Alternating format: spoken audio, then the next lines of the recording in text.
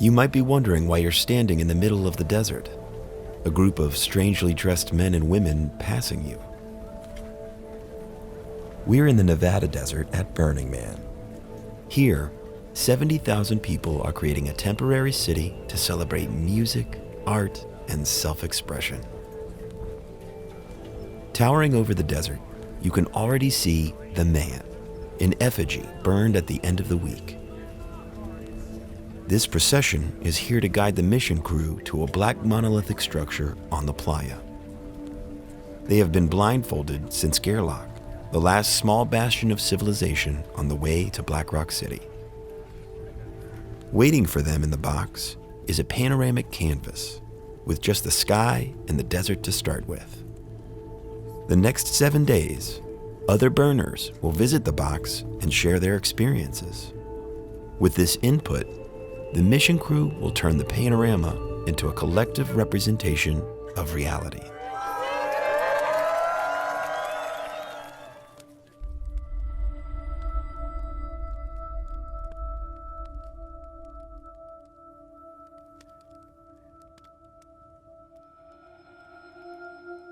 While the crew were inside getting settled in their home for the next week, we wanted to understand what draws people to Burning Man.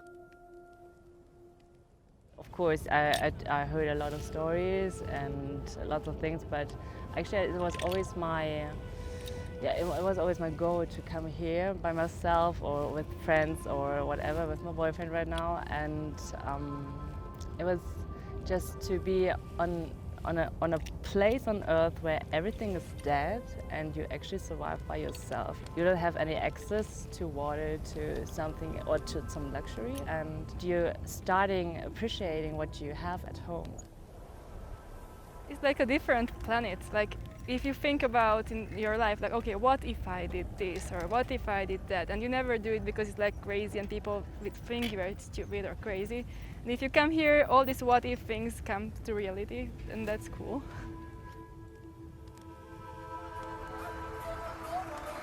How could it have so many details? Just so beautiful. Hi.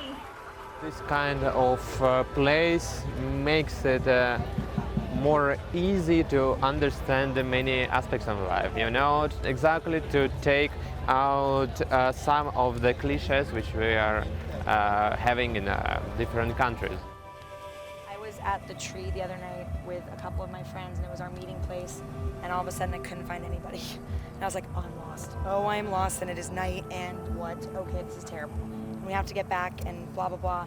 And I'm circling, and I can't find my friends, and I start getting really upset and frustrated, not knowing what to do. I'm sitting by the speakers, and I feel a tap on my shoulder, and I assume it's one of my friends. I'm like, hey!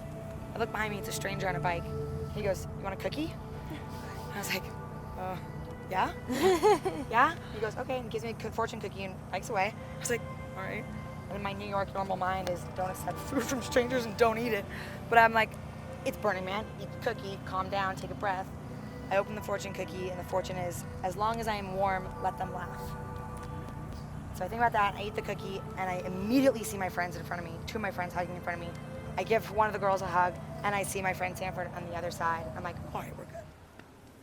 You know, I've come to the temple here today because I feel a little bit broken, and I think what Burning Man does is you see these incredible structures and art pieces, and the love and expense that have been put into them, and that is such a flip on mainstream cultural expectations of what you do with your time and your money and your resources.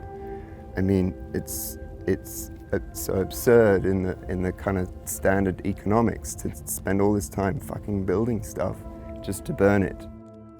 If you haven't understood the beauty of that and the life-affirming nature of that, it's almost a bit sinister. These eclectic views on Burning Man make it such a special place, and that's part of what the artists were trying to capture in the box.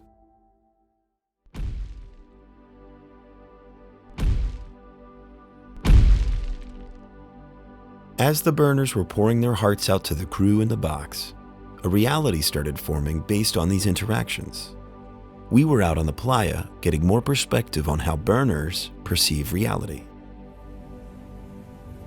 For me, the reality doesn't live up to the imagination. You know, so when we leave Burning Man, for example, it's going to be back to our version of reality, and it's going to be like, fuck, this is not as good. Maybe for them it will be the same. Maybe they'll be disappointed when they walk out. Yeah. I don't know. Maybe the imagination is the best way to escape. Yeah. When you're working, you have to like be normal and like just act as normal, and you have like people expect you to be like that, and it's a nice thing that you can give here, like show your other side, which has to be like suppressed during the year when you're working. I mean, certainly everyone experiences the world in their own way, but I do think that there's most likely an objective reality as well. Well, I'm not certain about that. It depends on how you look at reality, yeah? Is reality the set of agreements that we have between one another, or is it an objective thing, right? So from the sense that it is an agreement that we all have with one another, it is a separate reality. From an objective perspective, this is everything's going on right now, all the time, all the good and the bad, so this is the good part. Sharing their stories seemed to have a disarming effect on the burners. Both in the box and in our talks, they ended up reflecting on their traits and personalities. Yeah, I think I've been struggling with how to process every experience that happens out here and how to articulate it eloquently and give it enough honor and value for what it's worth. And so when I was speaking to my artist, I felt like I was just babbling, but I think that it was helpful to be prompted to actually try to put it into words. Yeah. So to try to be like, oh, what did that mean when I felt this way? What did that mean when I did this? Everything is by coincidence, and you can't plan anything. And I'm a very controlled person, so you can't play. You don't have a schedule here. You don't have. So it's a kind of escaping your real life from all the control, all the forces you're actually around it. It's not all because of the costume. It's not because of the the party. It's like feeling the freedom. So, personal note, I was physically assaulted. Not here. Oh, okay. This is why I came here. So the person found me again, and so I was like, you know what? I just need to like get out and get the perspective of like that stays, and it doesn't have to be carried with you for the rest of your life. Like you can let things go, and you can forgive people even if they have done something that's deeply hurt you. So I think a lot of forgiveness and like finding happiness in everything is kind of what it seems to be like around here is, yes, of course.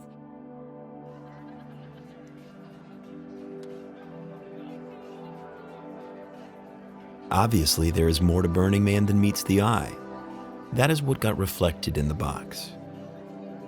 The art in the box almost took up the entire canvas, and it would have been an impossible task to truly capture all the stories of the people coming here. And yet it's these people gathering here and contributing their realities that make Burning Man the perfect place for this experiment.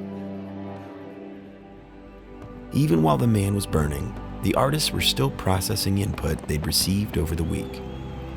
Solipmission's goal was to explore the age-old question, what is reality?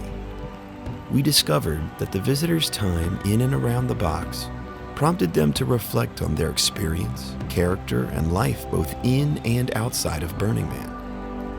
After spending the week in two realities, the box and the playa, we found that the visitors had gone through emotional experiences, ranging from joyful to, in some cases, traumatic. This process proved to be a powerful tool to capture and visualize their perspectives on reality. In true Burning Man fashion, the Solipmission left no physical trace, but the result of the project lives on in virtual reality. We hope that by exploring the emotions and resulting stories in VR, burners and non-burners alike will also ask themselves, what is reality?